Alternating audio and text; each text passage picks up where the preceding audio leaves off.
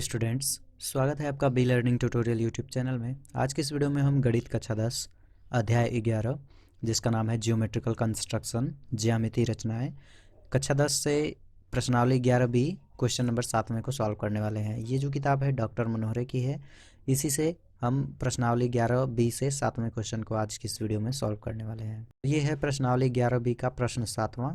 आइए देखते हैं कि इसे कैसे सॉल्व करेंगे। कहा गया है त्रिभुज ए बी सी खींचिए जिसमें A B 5 centimetre, B C 6 centimetre और कोण ए बी सी बराबर 60 अंश है। त्रिभुज ए बी सी के समरूप एक त्रिभुज की रचना कीजिए जिसका स्केल गुणक 5/7 हो। तो इस क्वेश्चन में आप देखेंगे तो भुजाओं का मापन भी दिया गया है और साथ में एक कोण भी दिया गया है, और जो ऊपर वाला पार्ट है अनुपात में वो बड़ा है, छोटा है, और जो नीचे वाला पार्ट है वो बड़ा है। तो कैसे इस क्वेश्चन को करेंगे आइए समझते हैं। जब आपको ऊपर बड़ा मिलता है नीचे छोटा मिलता है तो उस कंडीशन में रचना आप बाहर से करते हैं, और जब आपको ऊपर छोटा मिलता है नीचे बड़ा मिलता है उस कंडीशन में रचना आप अंदर से करेंगे। कैसे करेंगे आइए समझते हैं। सबसे पहले तो जो चीज़ें दी गई हैं उसे हमें लिख लेना होगा। तो दिया गया है भुजा A B 5 centimetre, B C 6 centimetre और कोण ए बी सी 60 अंश है। तो चलिए सबसे पहले हम इन्हें लिख लेते हैं। तो ये सब चीज़ें दी गई हैं। ए बी भुजा 5 सेंटीमीटर है, बी सी 6 सेंटीमीटर है, कोण ए बी सी 60 अंश है। हमें रचना करनी है एक अन्य त्रिभुज की जो इसका 5/7 गुना हो। तो चलिए देखते हैं कि कैसे उसे करेंगे। तो इस प्रश्न में जो चीज़ें दी गई थी हमने उन्हें लिख लिया है। भुजा A B 5 centimetre, B C 6 centimetre तथा कोण ए बी सी 60 अंश, और हमें रचना करनी है ए बी सी के स्केल गुणक 5/7 गुना हो एक अन्य त्रिभुज की। ठीक है, तो चलिए देखते हैं कैसे इसे सॉल्व करेंगे। सबसे पहले तो जो बड़ी भुजा होती है उसे ही हम आधार मानते हैं। ठीक है, तो ये बी सी 6 सेंटीमीटर है, और अगर आप कोण को देखें तो बी पे हमें 60 अंश का कोण बनाना है, यानी कि जो हम आधार मानेंगे उसी पे हम 60 अंश का कोण बना लेंगे। ठीक है, तो सबसे पहले बी सी जो है स्केल की सहायता से 6 सेंटीमीटर खींच लेंगे। ये हमने एक स्केल ले ली है, और स्केल की सहायता से जो भुजा बी सी होगी वो 6 सेंटीमीटर खींच लेंगे। इस भुजा का हम नाम दे देंगे बी सी। ठीक है, इस भुजा की लंबाई कितनी है 6 सेंटीमीटर। अब बिंदु बी पे 60 अंश का कोण बनाना है। तो 60 अंश के कोण को बनाने के लिए प्रकार लेंगे, और प्रकार का एक सिरा बिंदु बी पे रखेंगे, नुकीला वाला भाग यहाँ पे कुछ इस तरह से, और इसकी रेडियस को थोड़ा सा कम कर लेंगे कुछ इतना, और एक चाप काटेंगे इस प्रकार से। अब इसको बिना हिलाए डुलाए जो आपको ये कट मिला है इस पे रखना है, ये कुछ इस तरह से, और इसको थोड़ा सा इस साइड में रोटेट करके एक इस पे कट लगाएंगे इस तरह से।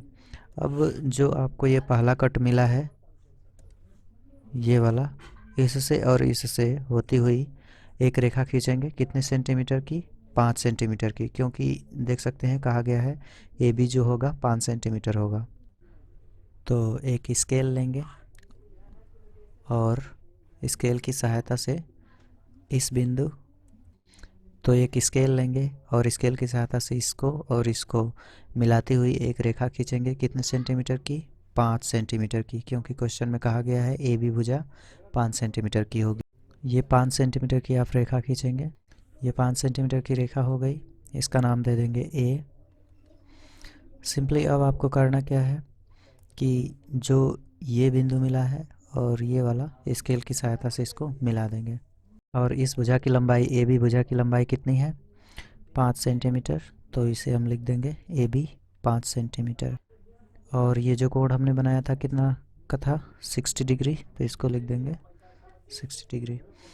ओके, अब सिंपली बिंदु बी पे हमें न्यून कोण रेखा खींचनी होगी।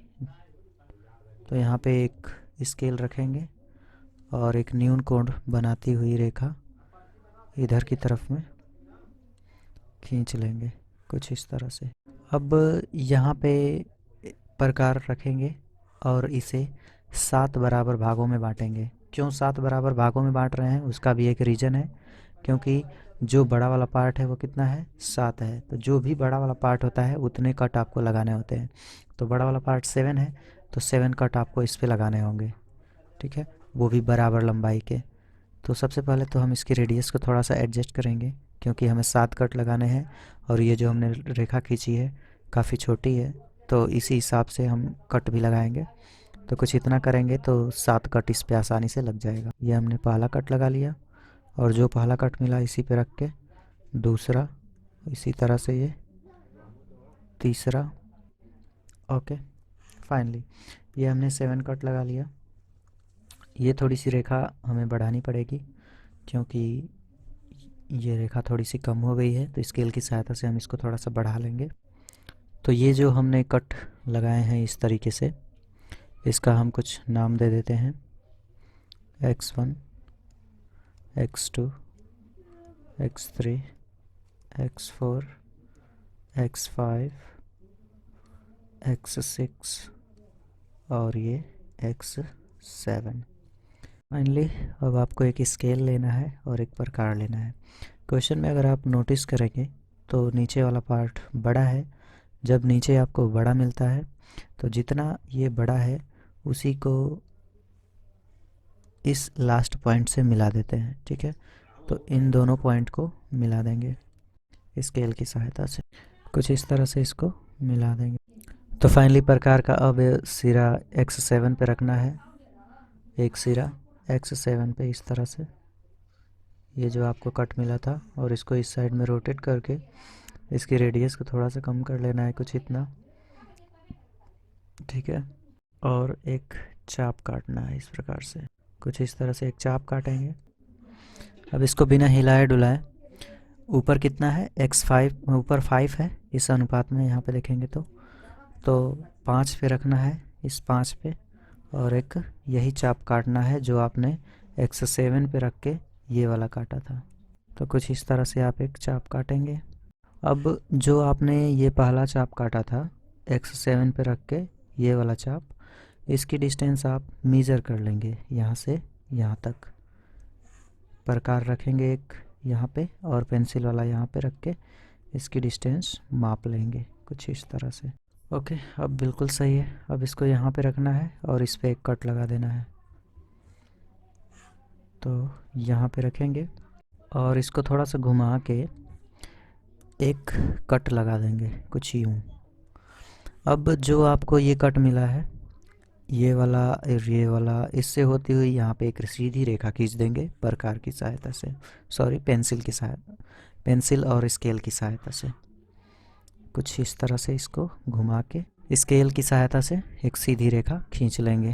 अब सिंपली प्रकार को लेना है और यहाँ पे रखना है सी पे, तो सी पे रखेंगे इस तरह से, और इसको थोड़ा सा इस साइड में रोटेट कर लेंगे। रेडियस थोड़ा सा आप इतना बढ़ा लीजिएगा और कुछ इस तरह से एक चाप काटेंगे। अब इसको बिना हिलाए डुलाए, जो ये वाला रेखा आपने खींचा था, ये वाली, इसका जो कटान बिंदु है ये वाला, इस पे रखना है यहाँ पे, और इसको थोड़ा सा इस साइड में रोटेट करके एक इस तरह से चाप काटेंगे, ठीक है।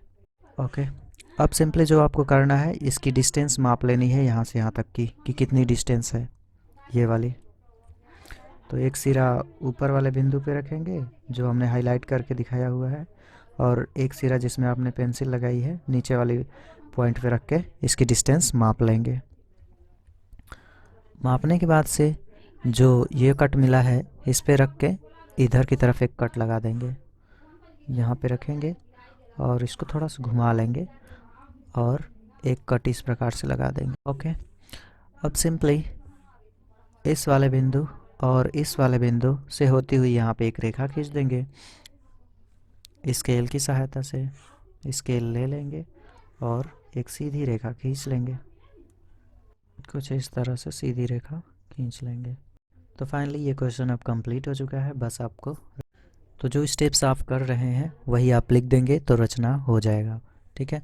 सबसे पहले आपने क्या किया था, रेखा BC 6 सेंटीमीटर खींची थी, तो वही लिख देंगे आप रचना में। सर्वप्रथम रेखा BC बराबर 6 सेंटीमीटर खींचा। तो आइए देखते हैं कि इसकी रचना कैसे लिखी जाएगी। पॉइंट फर्स्ट, रचना में हम देखते हैं क्या लिखेंगे।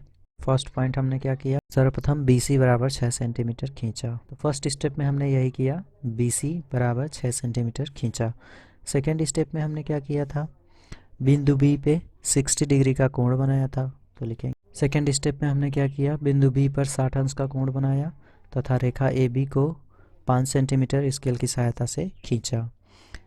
अगले स्टेप में हमने क्या किया था, ए से सी को मिला दिया था, तो लिख देंगे ए से सी को मिलाया। थर्ड स्टेप में हमने किया ए से सी को मिलाया।